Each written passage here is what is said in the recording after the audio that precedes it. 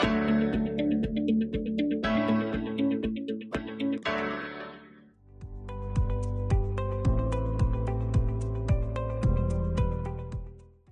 को नमस्कार। हिंदी के एक नए वीडियो में आप सभी का हार्दिक स्वागत है। बच्चों, आज के वीडियो में हम एक नई विधा रेखा चित्र के बारे में जानेंगे। साथ ही साथ हम आज के पाठ बाल गोविंद भगत के बारे में भी समझेंगे कि ये किस पर आधारित है। परंतु उससे पहले हम लेखक रामवृक्ष बेनीपुरी जी के साहित्यिक परिचय को समझेंगे और साथ ही उनसे जुड़े सभी महत्वपूर्ण पहलुओं को भी जानेंगे। तो चलिए शुरू करते हैं लेखक परिचय के साथ। हम आज बात कर रहे हैं रामवृक्ष बेनीपुरी जी की, जिनका जन्म हुआ था 23 दिसंबर 1899 में बिहार के मुजफ्फरपुर में बेनीपुर नामक स्थान पर।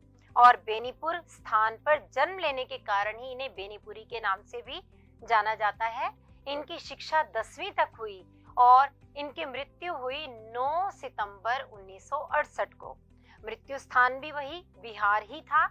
इनके पिता का नाम था श्री फूलचंद्र जी और व्यवसाय से ये स्वतंत्रता सेनानी, कवि और पत्रकार थे, यानी बहु प्रतिभाशाली व्यक्तित्व इनका रहा। और इनके अगर हम संघर्षपूर्ण जीवन पर दृष्टिपात करें तो इनके माता पिता का निधन बचपन में ही हो गया था और इसी कारण इनके जीवन के आरंभिक वर्ष अभावों, कठिनाइयों और संघर्षों में ही बीते। सन 1920 में राष्ट्रीय स्वाधीनता आंदोलन में ये सक्रिय रूप से जुड़ गए। आपको मालूम है उस समय अनेक प्रकार के स्वतंत्रता आंदोलन चल रहे थे, तो ये उनमें जुड़ गए और इसी कारण इन्हें कई बार जेल भी जाना पड़ा। मात्र 15 वर्ष की अवस्था में ही इनकी रचनाएं पत्र पत्रिकाओं में छपने लग गई थी और लोगों को इनकी प्रतिभा का परिचय मिलने लगा था। और इसी कारण ये प्रतिभाशाली गद्य लेखक, शैलीकार, पत्रकार, स्वतंत्रता सेनानी, समाज सेवी और हिंदी प्रेमी के रूप में सुप्रसिद्ध हो गए। तो अब हम आगे बात करेंगे इनकी प्रमुख रचनाओं पर। इनकी रचनाएं मुख्य रूप से कौन कौन सी हैं? पतितों के देश में, जो कि एक उपन्यास है, और चिता के फूल कहानी है, अम्बपाली नाटक, माटी की मूर्तें रेखा चित्र, पैरों में पंख बांधकर यात्रा वृतांत, जंजीरें और दीवारें संस्मरण, यानी विभिन्न प्रकार की रचनाएं इन्होंने रची हैं। और इनकी रचनाओं की प्रमुख विशेषताएं कौन सी हैं उस पर भी बात कर लेते हैं। इनकी साहित्यिक विशेषताओं में सबसे प्रमुख है स्वाधीनता की चेतना और मनुष्यता की चिंता और साथ ही साथ इतिहास की युगानुरूप व्याख्या।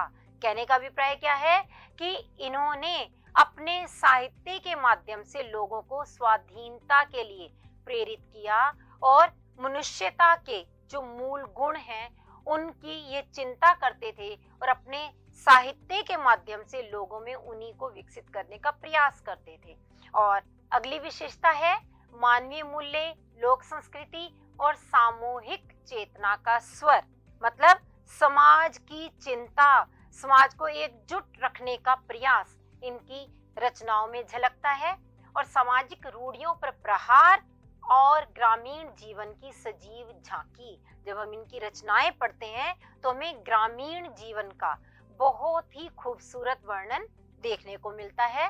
और अन्य विशेषता है राष्ट्र निर्माण, समाज संगठन और मानवता के जय गान को लक्ष्य मानकर रचना कार्य।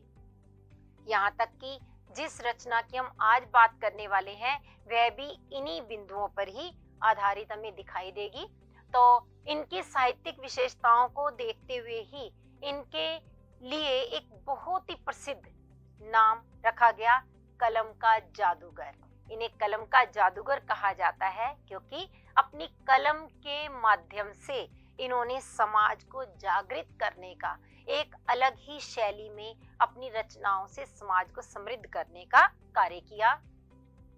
इन्हें इसी कारण अनेक सम्मान भी प्राप्त हुए। 1999 में भारतीय डाक सेवा द्वारा बेनीपुरी जी के सम्मान में डाक टिकटों का एक सेट जारी किया गया। कैसा सेट था ये आप देख सकते हैं।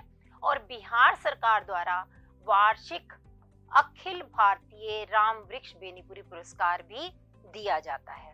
तो यह तो थे राम वृक्ष बेनीपुरी जी के जीवन से संबंधित विभिन्न पहलू। अब हम बात कर लेते हैं कि इनके विषय में दिनकर जी का क्या कहना है।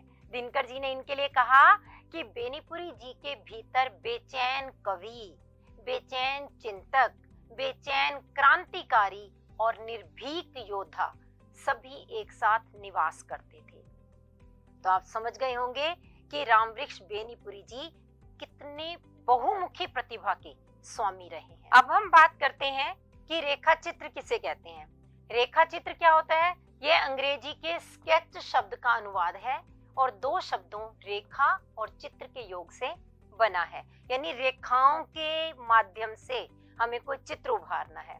तो इस विधा में क्रमबद्धता का ध्यान रखकर किसी व्यक्ति की आकृति, उसकी चाल ढाल, स्वभाव आदि विशेषताओं का शब्दों द्वारा सजीव चित्रण किया जाता है, उसे हम कहते हैं रेखा चित्र।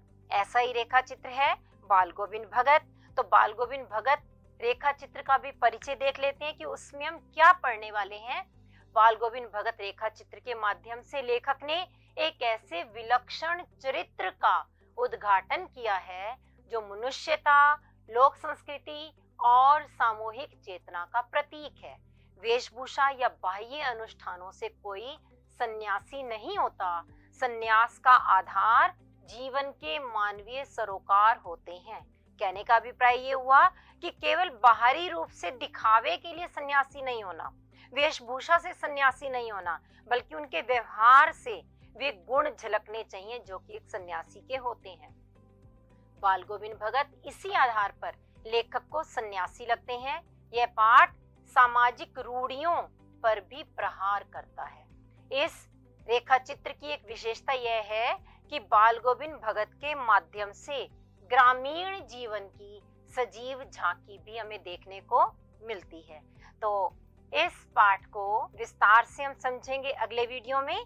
आज का वीडियो यहीं तक, लेकिन जाने से पहले आपके लिए कुछ अभ्यास कार्य, और वो क्या है कि आपको रामवृक्ष बेनीपुरी जी का जीवन परिचय, प्रमुख रचनाएं व साहित्यिक विशेषताएं लिखनी है। फिर मिलेंगे अगले वीडियो में। धन्यवाद।